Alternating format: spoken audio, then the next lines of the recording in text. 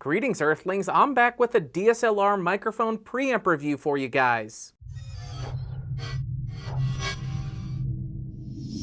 So today I'm reviewing this guy, the DXA-Micro Pro high-def audio adapter. If you are interested in this microphone preamp, it'll set you back around $150 as per usual, link in the description. And for this video, I'm using the Aspen mic stereo lav into the DXA-Micro Pro on the low gain setting with the volume set at around 35%, then running into the Canon 70D microphone input, and the Canon 70D's microphone input is set at the lowest possible setting.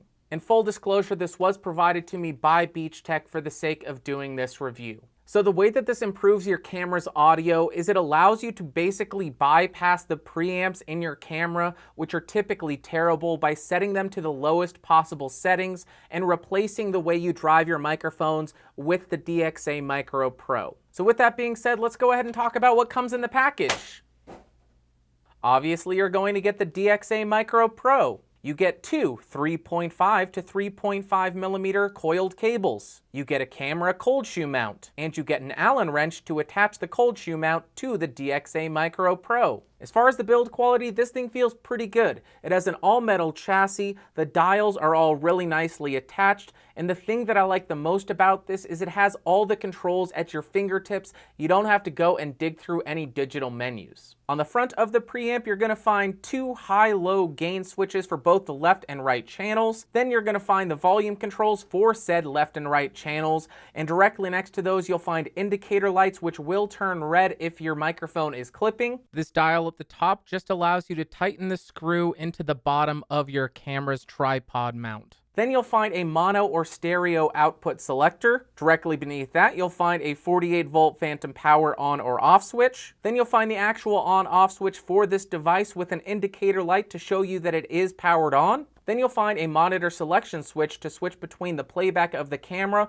or what you're recording. You'll find a headphone volume control. Then you'll find a 3.5 millimeter monitor input, which allows you to connect your camera's headphone output into this device. And lastly, you'll find a 3.5 millimeter headphone port. On the first side, you're going to find a cold shoe mount to mount your wireless receivers or anything like that. Then you'll find an XLR port to connect an XLR microphone. On the second side, you're going to find another cold shoe to connect another wireless device or anything along those lines. You'll find two mono microphone inputs, both left and right channels. You'll find a single stereo microphone input, and you'll find a stereo output to run to your camera's microphone input. The only thing on the back is where you'll find the 9-volt battery port. On the bottom of the device, you'll find threading that will allow you to mount this to a tripod or install the cold shoe mount to mount this on top of your camera. As far as specs, on the low gain mode, you're going to get up to 15 dB of gain, and on the high gain mode, 30 dB of gain. You're obviously going to find a 48-volt phantom power supply. And then in terms of battery life, you'll get between 3 and 8 hours with no phantom power,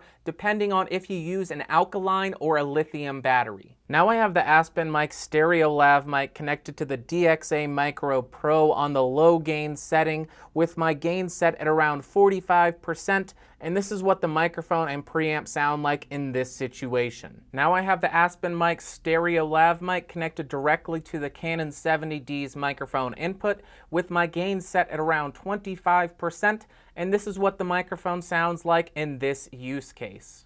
And just for comparison's sake, now I have the Aspen mic stereo lav connected directly to the Zoom H1 with my gain set at around 40%, and this is how the microphone sounds connected in this fashion. Now I have the Rode VideoMicGo shotgun microphone connected to the DXA-Micro Pro on the high gain setting with my gain at around 25 or 30%, and this is what this microphone and preamp sound like in this scenario. Now I have the Rode VideoMicGo connected directly to the Canon 70D's microphone input with my gain set at around 40%, and this is how the microphone sounds in this scenario. Now I have the Shure SM58 connected directly to the DXA-Micro Pro using an XLR to 3.5 millimeter cable on the high gain setting with my gain set at around 45%, and this is what the microphone and preamp sound like in this use case. Now I have the Shure SM58 connected directly to the Canon 70D using an XLR to 3.5mm cable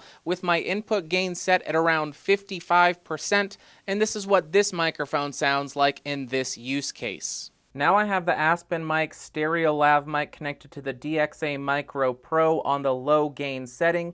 You can see that my gain is set at around 45%. I'm going to drop this down to 0% and slowly increase it so you can hear how much gain and how much noise these preamps cause/offer.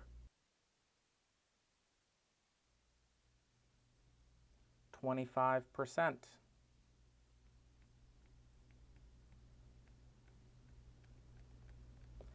50%.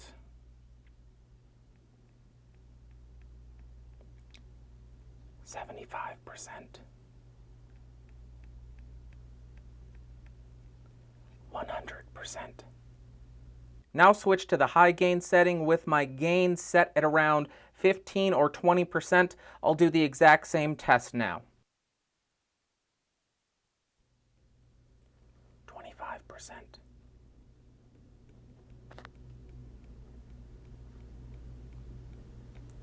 50%.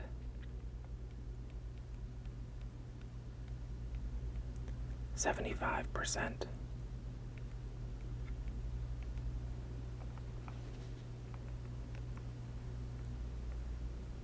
100%.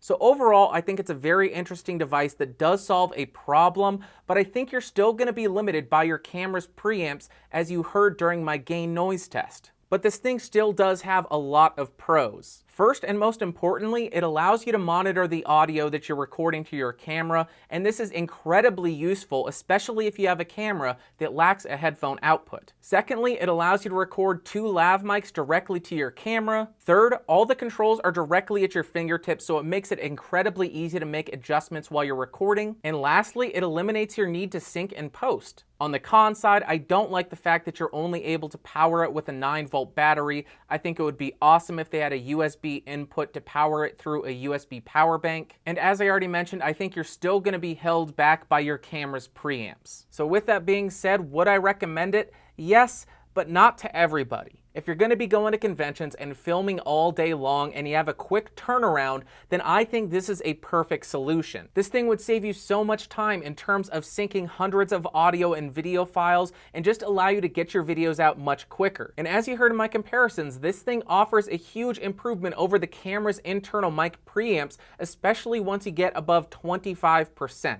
But on the other hand, if you're just going to have a couple of audio and video files to sync up and post, I still think you'd be better served to record directly to a portable recorder. Alright guys, well I guess that'll do it for today. If you found this video fun, interesting, or helpful, go ahead and give me a thumbs up. If it sucked, thumbs down. If you want to have an influence on the mics that I review, head over to geeksrising.com/podcastage and cast your votes for the mics and audio gear that you want reviewed soon. Also, don't forget to follow me on all the social media stuff, links at the bottom of the screen. If you want more videos just like this, go ahead and subscribe by clicking the logo directly beneath me, and that'll do it for today. I will see you all on Tuesday. Thanks for watching. Bye.